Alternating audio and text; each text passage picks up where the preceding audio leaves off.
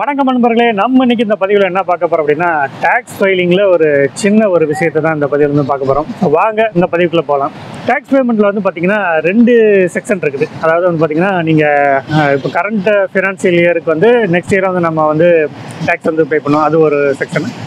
இல்லை வந்து கம்ப்ளீட்டான ஃபினான்ஷியல் இயருக்கு வந்து நம்ம வந்து பண்ணுறது ஆல்ரெடி இருக்குது. அதாவது இப்போ பார்த்தீங்கன்னா 24-25 ஃபினான்ஷியல் நடந்துகிட்டு இருக்கு. பட் லாஸ்ட் இயர் வந்து பார்த்தீங்கன்னா 23-24.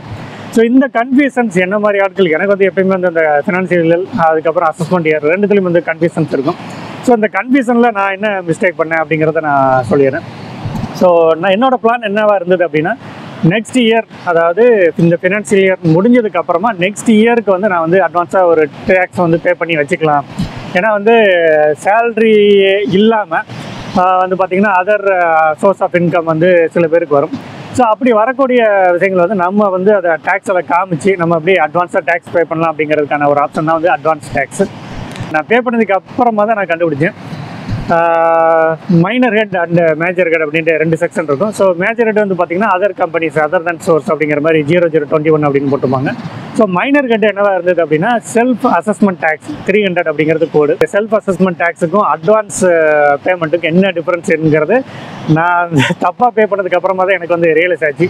இத்தனை வருஷமாக நான் டேக்ஸ் ஃபைல் பண்ணிருக்கேன், பட் இதை வந்து நான் அந்தளவுக்கு நோட் பண்ணது இல்லை. ஸோ டிஃபால்ட்டாக வந்து நம்ம அசஸ்மெண்ட் இயர் சூஸ் பண்ணுறதை வச்சு அது அட்வான்ஸ் பேமெண்ட்டுக்கு எலிஜிபிளா இல்லைன்னா வந்து செல்ஃப் அசஸ்மெண்ட்டுக்கு எலிஜிபிளா அப்படிங்கிற மாதிரியான 2 விஷயங்கள் வந்து டிஃபால்ட்டாக ட்ராப் டவுனில் வந்து லிஸ்ட் ஆகுது. அட்வான்ஸ் டேக்ஸ் பே பண்ணுறது வந்து எப்படி அப்படிங்கிறத நான் சொல்கிறேன்.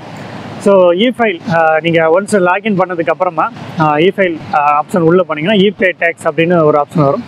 ஸோ இபே டேக்ஸ் உள்ளே போனீங்கன்னா ஆல்ரெடி நம்ம சப்போஸ் ஏதாவது பேமெண்ட் பண்ணியிருந்தோம்னா அதுக்குரிய சலான்ஸ்லாம் இருக்கும்.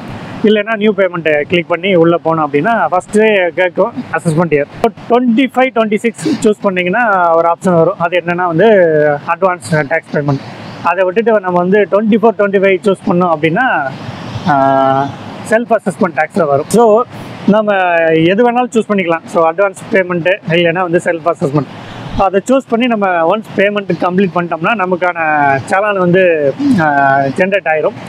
பட் நான் வந்து என்ன மிஸ்டேக் பண்ணிட்டேன் அப்படின்னா அட்வான்ஸ் டேக்ஸுக்கு பதிலாக வந்து செல்ஃப் அசஸ்மெண்ட் டேக்ஸ் வந்து பே பண்ணிட்டேன். ஸோ எனக்கு என்ன பயம் இருந்ததுன்னா அமௌண்ட் வந்து ஒரு 10K இருக்குது அப்படின்னா இதை எப்படி கரெக்ட் பண்ண முடியுமா அப்படிங்கிறது எனக்கு டவுட்டாக இருந்தது. இன்கம் டேக்ஸ் அந்த ஃபைல்லே வந்து அந்த ஸ்க்ரீன்ஷாட்டோட ஸ்டெப் பை ஸ்டெப்பாக வந்து எப்படி வந்து சலான் வந்து கரெக்ஷன் பண்ணலாம் அப்படிங்கிறத வந்து டீட்டெயிலாக போட்டிருந்தாங்க. ஸோ அதுதான் நான் இப்போ எக்ஸ்பிளைன் பண்ணுறேன். ஸோ சப்போஸ் நீங்கள் வந்து செல்ஃப் அசஸ்மெண்ட்டுக்கு பதிலாக வந்து அட்வான்ஸ் பண்ணிட்டீங்க, இல்லை அட்வான்ஸ் பதிலாக வந்து செல்ஃப் அசஸ்மெண்ட் பண்ணிட்டீங்க அப்படின்னா எது வேணாலும் நம்ம வந்து சேஞ்ச் பண்ணிக்கலாம். பட் என்னென்னா வந்து ஒரே ஒரு பாயிண்ட் தான் நோட் பண்ணணும். நம்ம வந்து அசஸ்மெண்ட் இயர் அந்த இயரை வந்து சேஞ்ச் பண்ணணும் அப்படின்னா 1 வீக் தான் டைம். அதுக்கு மேலே போயிடுச்சுன்னா ஆன்லைனில் ரிக்வெஸ்ட் போட முடியாது. ஸோ நம்ம வந்து ஆஃப்லைனில் தான் வந்து அதுக்கான சேஞ்சஸ் வந்து பண்ணணும். ஸோ அதை வந்து ஸ்டெப் பை ஸ்டெப்பாக சொல்லியிருக்காங்க.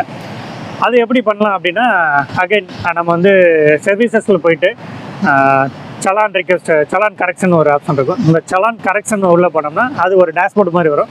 ஸோ டேஷ்போர்டில் வந்து ஆல்ரெடி என்னென்ன சலான் வந்து இருக்குது அப்படிங்கிற லிஸ்ட் வரும். ஸோ அந்த சலானை கிளிக் பண்ணிட்டு அதுக்கப்புறமா நெக்ஸ்ட் பேஜ் போனீங்க அப்படின்னா அது வந்து என்ன ஒரு 3 ஆப்ஷன் கேட்கும். ஸோ இயர் சேஞ்சு, அதுக்கப்புறம் வந்து major head and minor head. So நமக்கு என்னென்ன ஆப்ஷன் வேணும் அப்படின்னா நான் வந்து மேஜர் ஹெட் டிக் பண்ணல. So minor head and year change. So minor head and year சேஞ்சை கிளிக் பண்ணிட்டு நெக்ஸ்ட் பேஜ் போனீங்கன்னா நம்மளோட சேஞ்சஸ் வந்து வரும்.